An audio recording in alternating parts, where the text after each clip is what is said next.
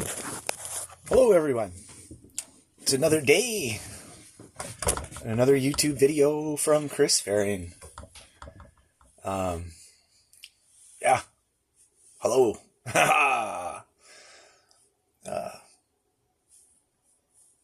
It's been quite the day for me. I started doing a project at a friend's place, a lean-to on a garage, and I haven't been working construction all winter. So between doing my own roof and doing this project, I'm pretty stiff and tired and sore, and just I can sure tell that I'm out of shape. So even going to the gym, it's not the same as working. It's just not. So anyone that says that, it's just not the same. So yeah. So I was going to talk to you guys about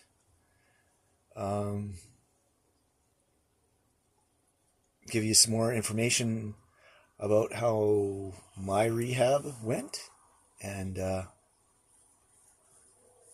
how that worked out. It was 56 days I stayed there. They actually wanted me to stay longer, but I couldn't afford to stay longer.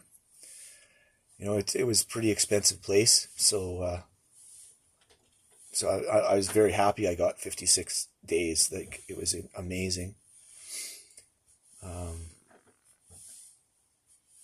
When I first got there, they had me on Valium to bring me down because I was that, pardon me, I was that messed up, and I was on Valium for a week, 7 days, and it kept me pretty mellow, I'm sure. And I think that was pretty normal for them. They had a detox center right in the rehab center, so you came in and they just looked after you. They had a doctor on site, nurses on site, and it was a pretty good place. There was about 100 of us, I guess, in that building, and I think there was about 50 people in different houses. So once you do your 50 days, whatever, then they either recommend you can go home, or they say you stay and you live in a halfway house and you get a job and you learn to rebuild your life, right? And they wanted me to stay because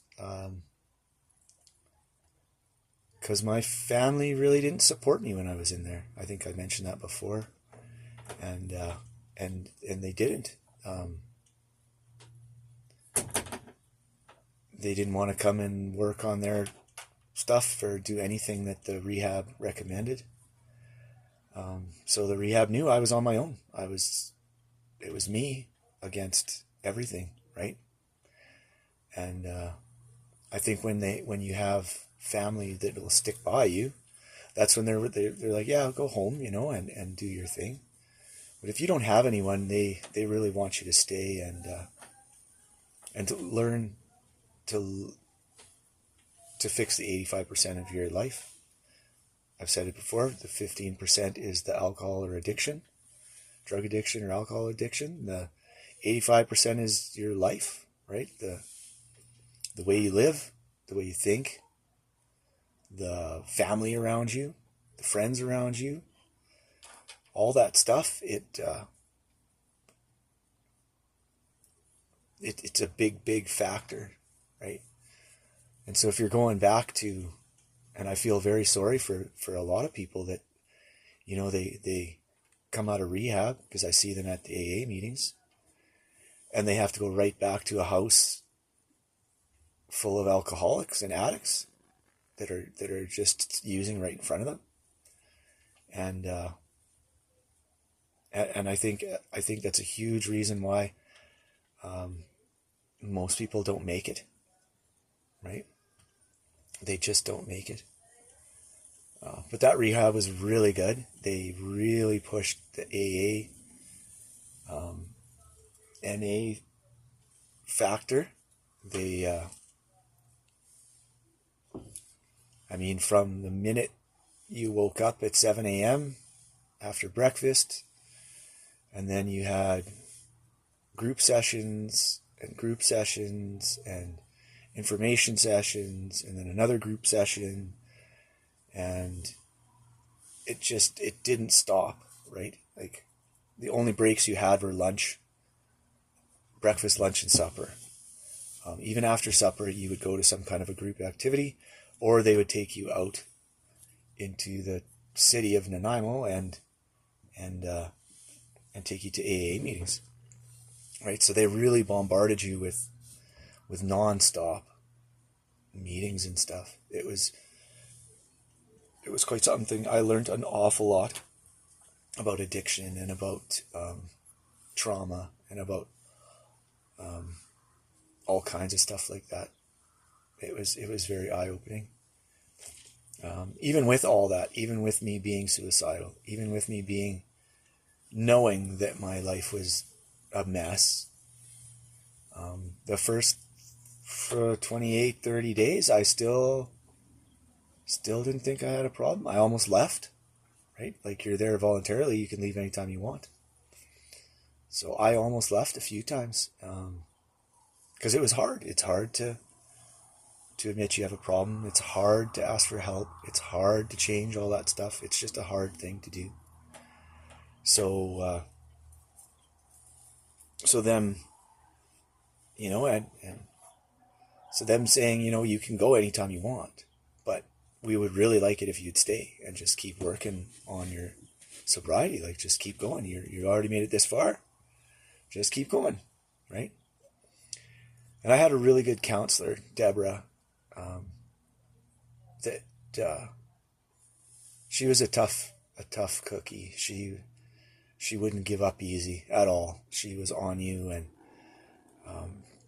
and supporting you and giving you shit at the same time, right? But she was awesome, And I heard her story, and she went through hell, like way worse than what I went through, and she was still sober, right? Like, she was still doing her best, and trying to help people, right? Like, that's, I think, after we sober up and we're sober for a while, that's what we want to do. We want to help other people to get sober, get clean, change their lives, become better people, become happier people. I don't know about better people, happier people. So she really kept me on track, right, while I was in that center. She wasn't my only counselor. There was other counselors, but she was my main counselor, and she was the main reason I got sober, because after I heard her story and what she went through, I was like, yeah, if she could do it, so can I, right? Like, it's just tough, right? And so we did that, and we ate well. We played games. It wasn't all work. There was some fun, which makes it a lot better. And so my mom was supposed to come and spend time there. Her flight was paid for, but she refused. My biological father was supposed to come. He came for an hour, and then, he didn't want to be there because he didn't want to face the fact that he's part of the reason that I was addicted to alcohol and drugs. Like, the way I grew up, the way I didn't have any connections or anything like that. That's a big part of my alcohol and drug addiction. So as soon as he figured out that it wasn't all about me and him telling me how bad it was, or how disappointed he was in me, because that's what it started out as, Deborah Wright changed that pretty quick, and started in on him and like what his response, what he did to add to the problem, right? And he didn't want to hear that, so he left. And that was tough. That was a sign that, you are on your own. You're on your own on this, and you're going to have to figure it out, right? And he ended up paying for the rehab. So, he didn't want to deal with his problems, but at least he paid to help me, which really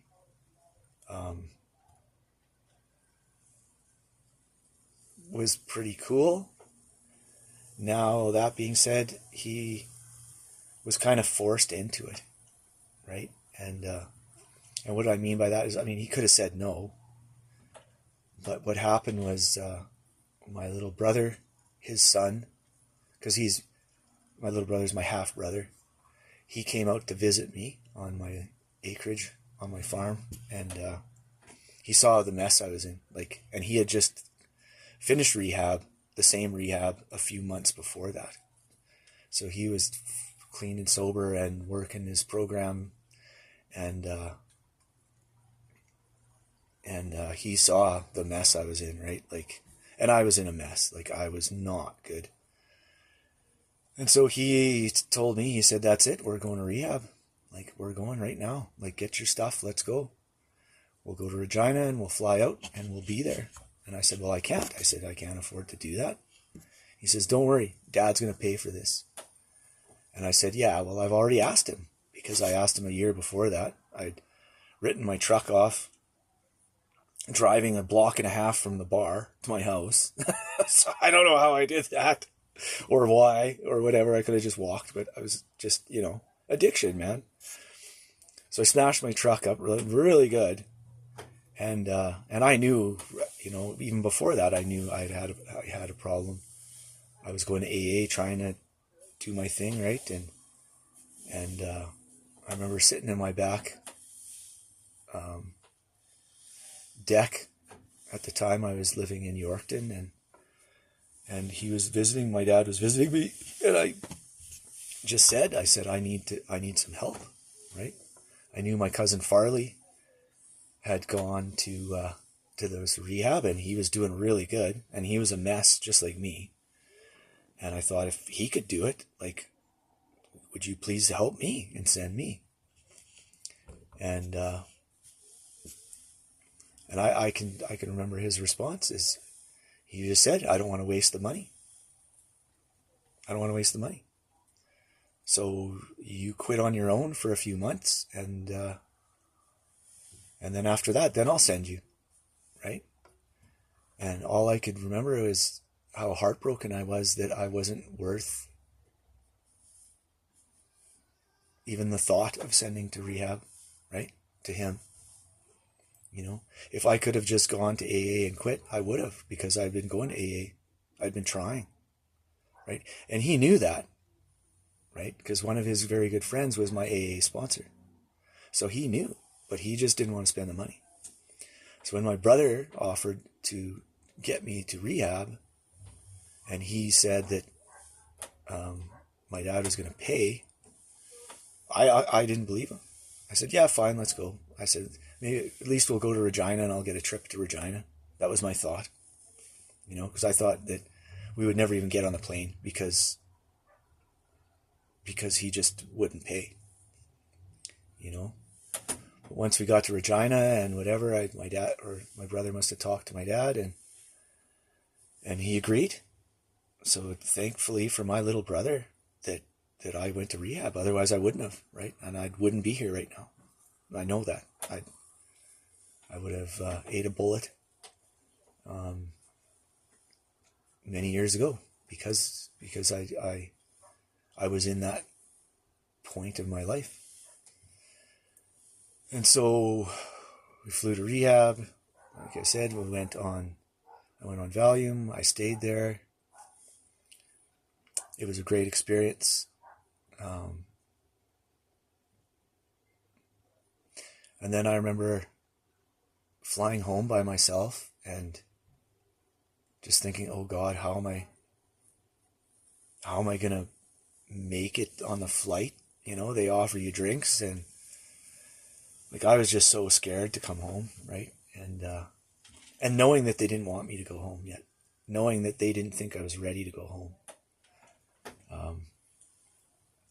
And and knowing too in the back of my mind that I was alone, that I was on my own, right? Like it was pretty scary. So I made the flight, and amazingly,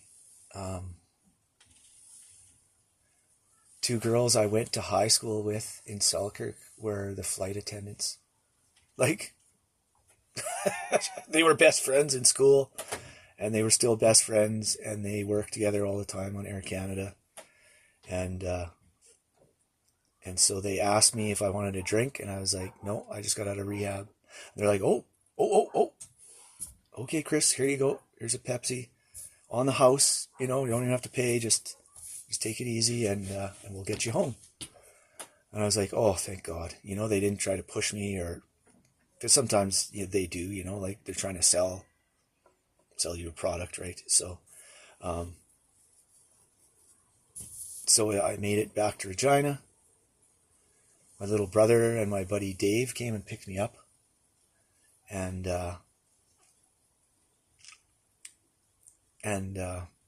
so when I was in rehab, I had quit drinking, smoking weed, and smoking cigarettes. And when I got out and I was in the airport, like this craving just hit me, like all the stress, I guess, right? It was hitting me. And I started smoking again right away. And they even told me in rehab, just pick one, do the one, don't try quitting smoking yet, just quit drinking. I didn't even tell them about the weed. I just said I was a drinker, right? So they didn't even know that I smoked weed. And because they said it's too hard to quit so many things at once, right? And that I would need kind of a crutch for a while. And that's what it turned out. Like the smoking was a crutch, and then, a couple of weeks later I started smoking weed again. All the guys at work were smoking weed, my buddy Dave smoked weed. The guys at work, I wasn't working at that until a little while later. Once a couple months in, then all the guys were smoking weed, right? So it was this transition. But the cigarettes started pretty much right on the way home from Regina, and from Regina, my place is about a 3-hour drive, so it was quite the drive, and then I got home, and I was basically locked in my house, right? I had no license. My truck had been repaired, so it was sitting there, but I had no license. I had no job, and after 2 weeks, I guess, one of my neighbors, she took pity on me, and I owe her a lot because she drove me for groceries. I had to do weekends yet from my impaired charge, so she drove me to my weekend jail time, and picked me up and drove me home. When I went to get the machine in my truck, she drove me to Regina to get the machine installed. Well, first for the appointment meetings to approve it, and then to drop me off with the truck, and then, and then her and her husband hired me as a drywaller for their company. And so that's what I did for the first year, Her husband didn't drink, but he smoked weed. Most of the guys on the job site smoked weed. They didn't really drink, so it was kind of safe in that way.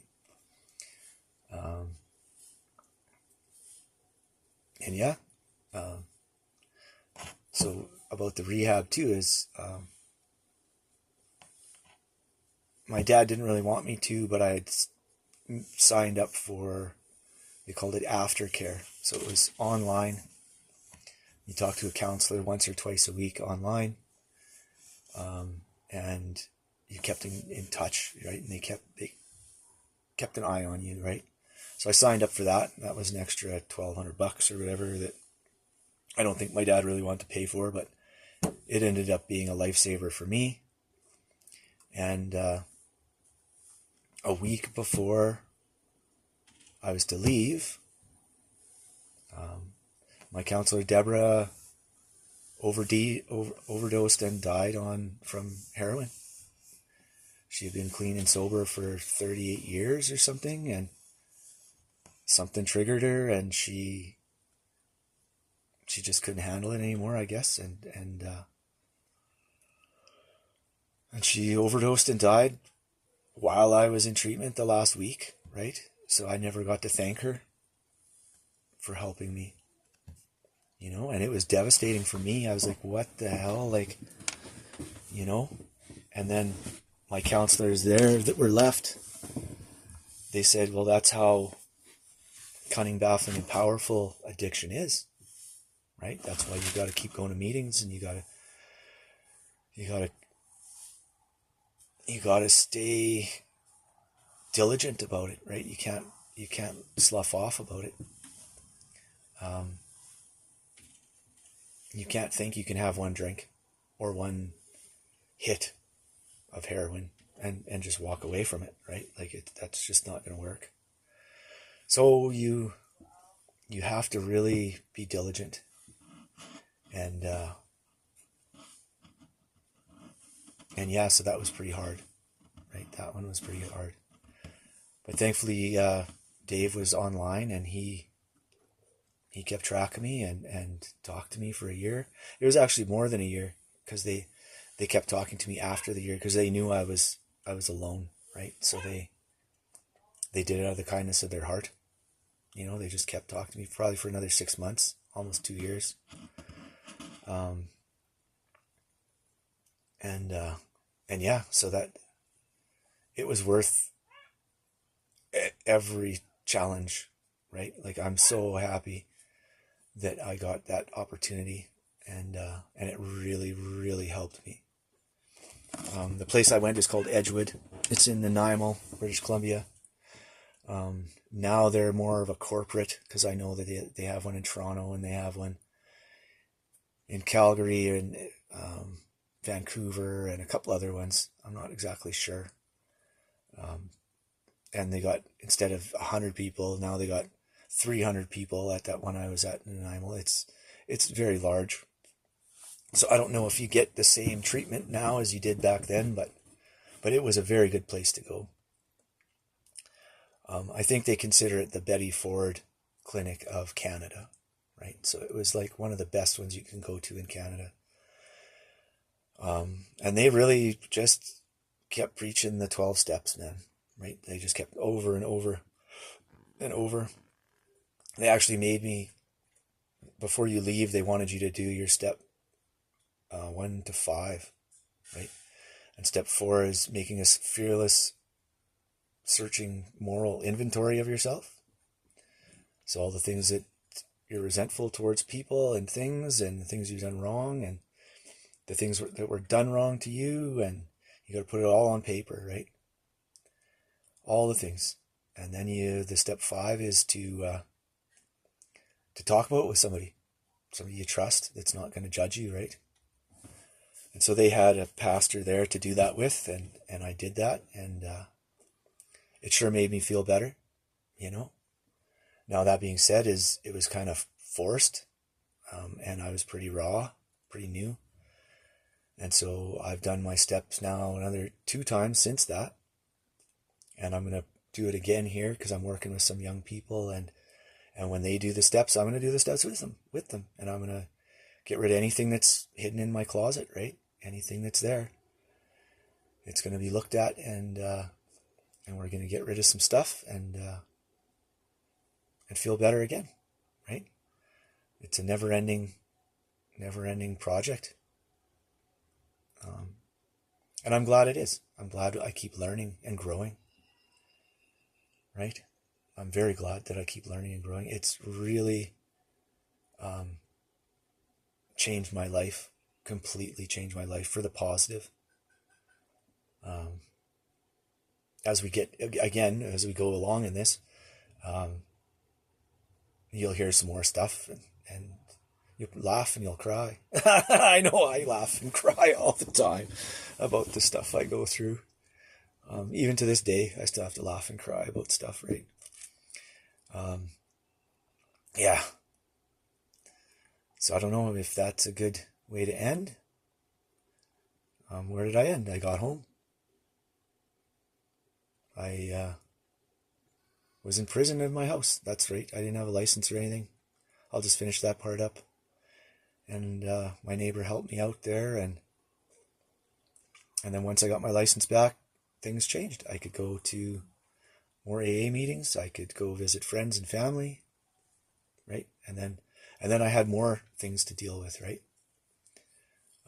Because while I was, again, prisoner in my house, it was actually safe, right? I was safe. I couldn't go and do anything.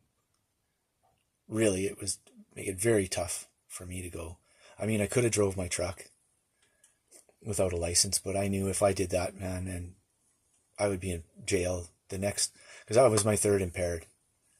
And they let me off the first two because they were in Manitoba, and my license was actually in Saskatchewan on my third. So I lucked out there, man. And if I had gotten another impaired, I'd be in prison, I think they said, for 3 to 6 months. Right. So I was happy with my weekends. You know, I did enough weekends to be, to not want to go back there. Right. Yeah. So I think that's a good place to end here this time. Again, make comments if you can. Like and subscribe. It would help me out, you know, if I can get this message out and get a community built. That's exactly what I want to do. I want to thank all of you for coming today. And I wish you all the best.